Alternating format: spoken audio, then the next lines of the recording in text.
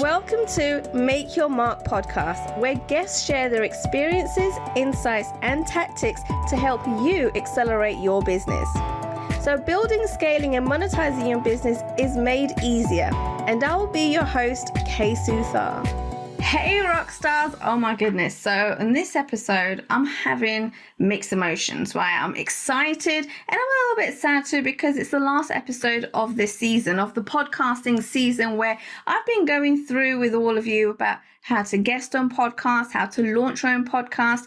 And so today is the last episode for that season, okay? But I am excited as well because this is going to be a topic that loads of people are wondering. They're always asking me questions around, and that is how to monetize your podcast.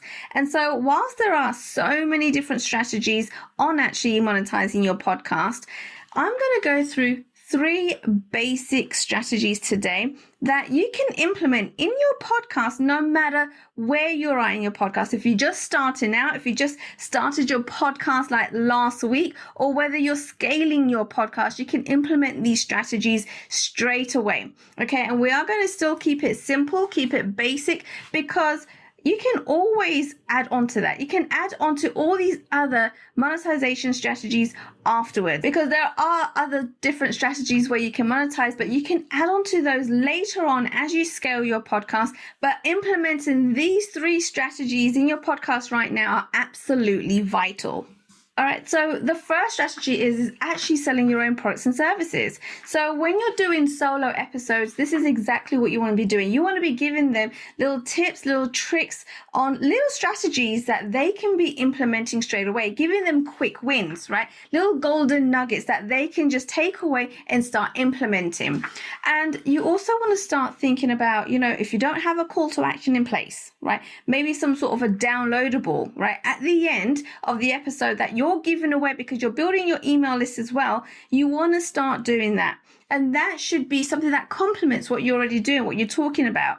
And so if you are talking about, for example, how to lose weight, right? You want to then maybe give some sort of a downloadable as to some recipes, maybe some healthy recipes, right? And so it's always got to complement what you're talking about, what your business is, and giving them that little extra golden nugget that they can actually take away and start building on themselves, right? So they'll learn from your episode and learn all the different kind of tips and tricks you're talking about there, so they can excel a little bit further. And then to add to that, when you are creating your funnel, right? So when they actually put in their details, their name, their email, and they get the downloadable, you also want to create a funnel in the back end where once they've done that, it also takes them to another page where they have the option to actually book a call with you. Because what this does is, if they've liked what you've been talking about in the episode and they love your downloadable, most likely they are going to book a call with you to understand a little bit more, right? To get to know you a little bit more, to see whether you are the person that they want to work with. And so giving them that option to actually book a call with you then allows you to get to know them a little bit more as well. See if they are the type of client that you want to work with. Find out a little bit more information as to what they need, and see if both of you are a good fit. Once you have that conversation and the client is happy, or the potential client is happy, and you're happy to work with this person, then that's when you can make some sort of an offer. Okay, so this is part of the entire sales strategy. And you see, you can decide which offer you want to actually present to them, which offer would actually help them work out any of the challenges that they're actually going through after talking to you about them. And so you might have several different packages, right? You can have that conversation with them. And at that point, the potential client will probably decide whether they want to work with you or not. If they do, then that's great. And if they decide that, no, it's not the right time for whatever reason it is, right, then allow them to join your community, your Facebook or your Instagram or your LinkedIn, whichever platform you're actually using. Get them to actually friend you on there, right? Connect with them on there, because it's going to allow them to have further touch points with you, to see what you're doing. And from seeing all your posts and what you actually get up to, all the different client testimonials that you have, they may then decide to come to you later on down the line and say, hey, I'm ready to work with you now. Okay, so you want to add them to your platform, social media platforms. If you have your own private Facebook community, then it's great to add them in there as well. Okay, because then you're going to be given a lot more tips and tricks. They're going to get a lot more touch points with you there to see what you actually do, how you help people. So it's always great to build a private community and start adding people in there, because you never know later on down the line they can approach you. Right, so the second strategy here is, most of you are probably affiliated with some of the systems and platforms that you actually use in your business or even in your podcast. So I want you to start thinking about maybe making a list of 5 different affiliate platforms that you absolutely love, that you use, and that you know that they're great. Okay, now that's really important. It can't be a system that you're telling everyone about but you've never used before, right? Because we want to make sure that there's ethics behind this, that there's morals behind this. And so as long as you're actually using these platforms and you know how they work and you know that they are great, and that's why you're using those, they're the ones that you should be telling everybody about. Because most likely you're using these platforms because it's helping you to be more efficient, to be more productive, all these different things. And so in order to help your potential clients, to help other people out there, you want to let people know about these too. And the great thing is, once you become an affiliate with a platform or a system, wherever it may be, and every time you send your link out and tell people about it, if they purchase, then you make money as well. Okay. And so you probably have hundreds of different affiliate programs. Don't start sharing all 100 of them, okay? Because it's going to start confusing people. Like, stick to maybe 3 to 5 of the best ones that you use and absolutely love, and then start talking to people about them, right? How it's helped you, why you decided to use this, right? Why you're sticking with them. Because I know there's a lot of platforms that I use, and the number one reason why I stick around and keep them and continue using them is because a lot of them have great customer service. Like, every time I get stuck, right, and I contact them, they're ready there to help, right? A lot of them, they won't even get off the line to me until I am 100% satisfied. And having that level of customer service will keep me around forever. Let me tell you that, guys, right? And so I start looking at all different aspects when I start using a system, right? And then deciding whether I want to become an affiliate with them.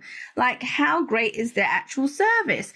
Is their customer service on point? Like, what are they doing? What kind of things are they implementing to progress and to keep up with future proofing, right? With AI, do they have AI implemented? I know a lot of systems do, and there's still more systems out there that are implementing AI and going even further. Like, I want to make sure that they're going to be around for the long term and that they are looking to future proof and make sure they're keeping ahead of technology. So these are all the kind of things that I actually look at when I decide to stick with a platform and then share it with my audience.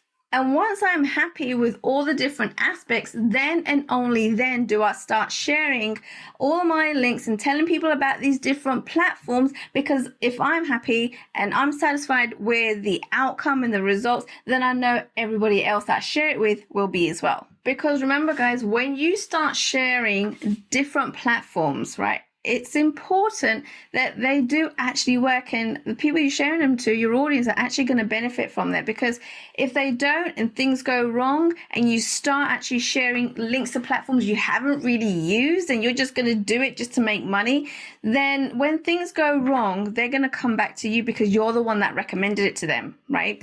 And so you don't want to be that person, because it's going to build on your reputation as well. And you're all of a sudden going to be getting a bad reputation, which you don't want to do, because you've built this business, you've built a podcast that everybody loves. That's the last thing that you want. Okay, so that's why it's really important to only share platforms and affiliate links to the ones that you've actually been using and are happy with. And so when you do your episodes, like, mention these different platforms that you use, how it's helped, right? And let them know that the links will be in the show notes so they can go ahead and grab it there. Like, start talking about them, how it's helped you. You don't have to necessarily name them, because they might then just go to the website themselves and then purchase it without purchasing it on your own link. And so you can let them know how it's helped you, what it does, all these great things about them, and then let them know that in the show notes that you will be placing the links there so they can go ahead and take a look at that even further.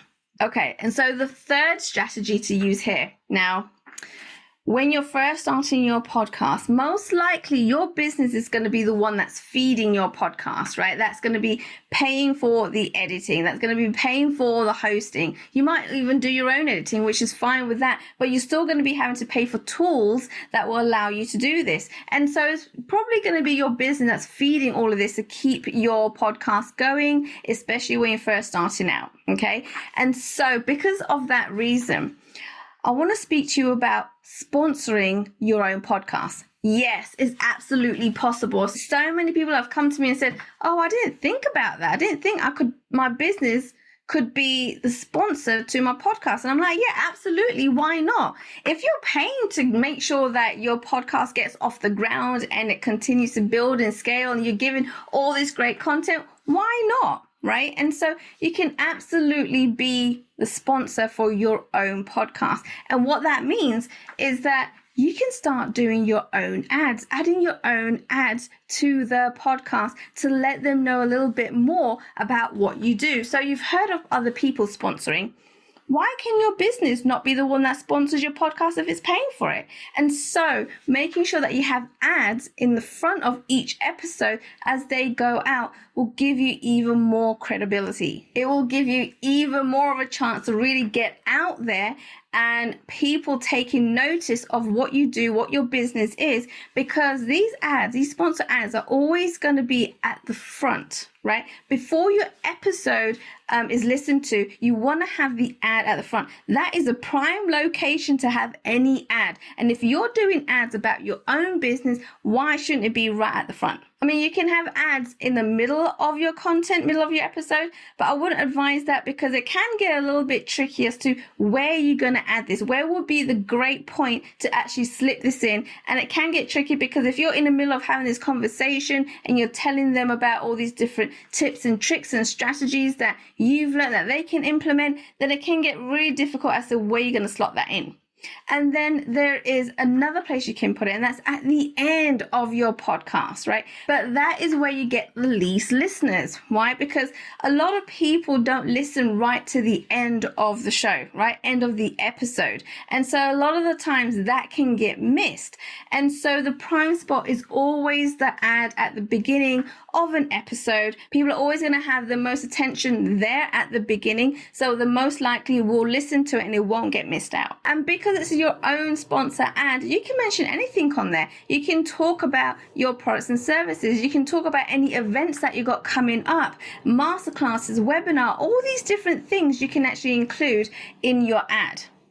Okay, so just to kind of backtrack on what we mentioned, there's 3 different strategies. First one is on the episodes itself. When you do solo episodes, start talking about your products and services. Give them tips and tricks on how they can move forward, the golden wins that they can get straight away. Make sure you have the call to action as well, and then offer them an option to book in a call with you. And the second strategy is having 5 golden affiliate links, right, on platforms and tools that you absolutely love, that you use, that you would love to share with everybody else, because if it's helped you, it's helped them as well. And then through your links, you'll be able to make money that way.